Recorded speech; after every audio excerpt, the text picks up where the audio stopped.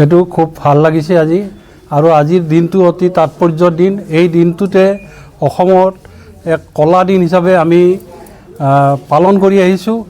কাৰণ ভাৰত ৰাষ্ট্ৰই 1991 চনৰ 27 নৱেম্বৰৰ দিনাখন অসমৰ ওপৰত কেইবাখনো কলা আইন জাপি দি অসমৰ মানুহৰ যিটো জীয়াই থকাৰ অধিকাৰ, সেই অধিকাৰ কাঢ়ি লৈ গৈছিল। গতিকে আমি বিভিন্ন সময়ত বিভিন্ন ধৰণৰ মানুহক ধৰ্ষণ বা হত্যা কৰা হৈছিল। গতিকে এই দিনটোক আমি কলা দিন হিচাপে পালন কৰি আহিছোঁ। ৰাষ্ট্ৰই যি অসমৰ জনগণৰ ওপৰত সন্ত্ৰাস চলাই আছিল, এই সন্ত্ৰাস যাতে বন্ধ হ'ব লাগে, সেইটোৰ প্ৰতিবাদ কল্পে আমি এই দিনটো পালন কৰি আহিছোঁ। বিভিন্ন সময়ত আমাৰ মানৱ অধিকাৰ কৰ্মীও আজি ৰাষ্ট্ৰৰ হাতত লাঞ্ছিত হৈছে বা বিভিন্ন গণতান্ত্ৰিক আন্দোলনৰ কৰ্মীও আজি ৰাষ্ট্ৰৰ হাতত লাঞ্ছিত হৈছে। গতিকে এই সন্ত্ৰাস, যিটো ৰাষ্ট্ৰ সন্ত্ৰাস যাতে বন্ধ হয়, তাৰ কাৰণে আমি জনগণক ঐক্যবদ্ধ কৰি এখন সংগ্ৰাম গঢ়ি তোলাৰ কাৰণেই এই দিনটোক আমি পালন কৰি লৈ আহিছোঁ, যাতে ৰাষ্ট্ৰৰ এই নিৰংকতাটো বন্ধ হয়।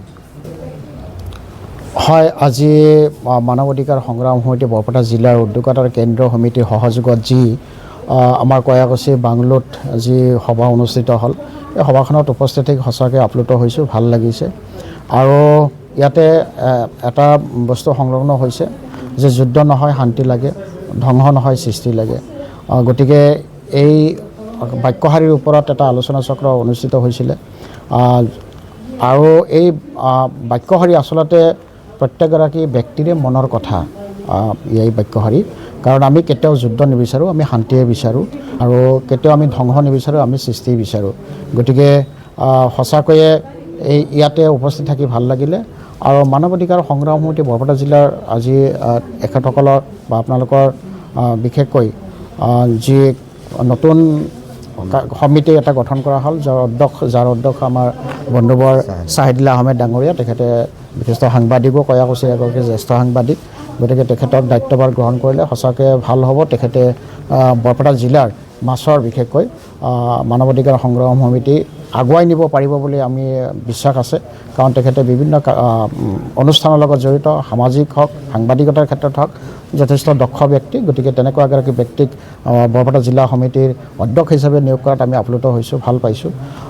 যিয়ে নহওক, আমি এটা কথাই ক'ব বিচাৰিছোঁ যে এই যিটো সন্ত্ৰাসবাদৰ নিপাত, সন্ত্ৰাসবাদৰ জাতি নাই, ধৰ্ম নাই, সন্ত্ৰাসবাদৰ বৰ্ণ নাই, ভাষা নাই।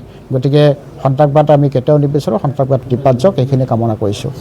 সঁচাই আজি ঐতিহাসিক গৰিমামণ্ডিত বৰপেটা জিলাৰ উদ্যোগত আৰু মানৱ অধিকাৰ সংগ্ৰাম সমিতি কেন্দ্ৰীয় সমিতিৰ সহযোগত আজি সন্ত্ৰাস বিৰোধী দিৱসৰ উপস্থিত থাকি সঁচাকৈ ভাল লাগিছে। আজি বৰপেটা জিলাৰ প্ৰাক্তন সচিব, বৰ্তমান নৱাগত অধ্যক্ষ ডাঙৰীয়াৰ যি সমাজ জড়িত কৰি এটা যি সুন্দৰ টপিক আগবঢ়াইছে, য'ত নেকি আমাক যুদ্ধ নালাগে, শান্তি লাগে, সৃষ্টিহে লাগে, আমাক ধ্বংস নালাগে।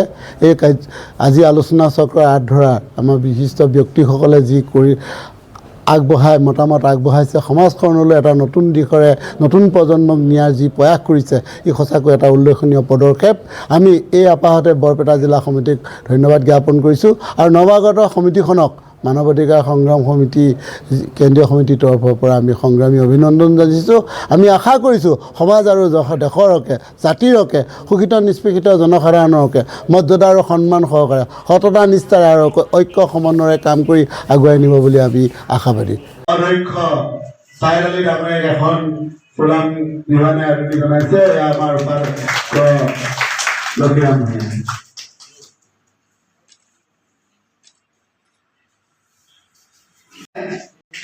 আৰু জনতাৰ কণ্ঠ তেখেতৰ নিজস্ব অৱদান আগৰে অলপ চেপি যাব, সেই কামটো তাড়াতাড়ি কাম আগবাঢ়িব। ধন্যবাদ জনাইছোঁ শফিকুল ইছলামক, সাংবাদিক বন্ধু, নিশ্চয় আমাক সহায় সহযোগ কৰিব। আব্দুল জব্বাৰ আহি পোৱা নাই, কাম হৈছে যিবিলাক বিশ্বত বিভিন্ন প্ৰান্তত ইতিমধ্যে যায়, গাড়ী যেনেকৈ যায়, আমাৰ এই ফাৰ্নিচিং কামখিনি তেনেকৈ বিশ্বৰ বিভিন্ন প্ৰান্তত যায়। আৰু শিক্ষাৰ ক্ষেত্ৰত মই কৈছোঁ যে শিক্ষাই বহুত কিছু কৰিব পৰা নাই, তথাপি এটা আন্দোলনৰ সৃষ্টি কৰিছে। আমাৰ বিদ্যানগৰী পাঠশালা বুলি কোৱা হয়, বৰপেটা সদৰো বহুত পিছ পৰি আছে, বৰপেটা ৰোডক কোৱা হয়, কিন্তু কোৱা গৈছে পিছ পৰি থকা নাই। গতিকে বিশ্ববিখ্যাত নগৰী, বিদ্যানগৰী তথা ক্ষুদ্ৰ উদ্যোগৰ বাণিজ্য নগৰী ক্ষেত্ৰত এইখন আইবি পৰিদৰ্শন বংলাত আমি একত্ৰিত হ'ব পাৰিম মই নিজকে ধন্য মানিছোঁ সভাৰ গৃহৰ প্ৰতি লক্ষ্য ৰাখি আচলতে যথেষ্ট মানুহ মই কোৱাও নাই চিট কেপাচিটি 40জনমান আছে আৰু হয়তো বাঢ়িলে আৰু 20টামান কেপাচিটি মই সন্মুখত কৰাই থৈছোঁ কিন্তু মানুহ যিখিনি আহিছে ধন্যবাদ জনাই মই ক'ব বিচাৰিছোঁ যে আমি যাতে কয়াকুছিৰ ব্যক্তি হিচাপে জিলাখনৰ এক ব্যতিক্ৰমী কাৰ্যসূচী চলাই অসমত আমাৰ কয়াকুছিৰ নাম খোদিত কৰিব পাৰোঁ সেই চেষ্টাৰ আচলতে বহুত কষ্টসাধ্য কাম মই একেথেৰে কৰি পেলাই শেষ দি পেলাই উশাহ লৈ যেতিয়া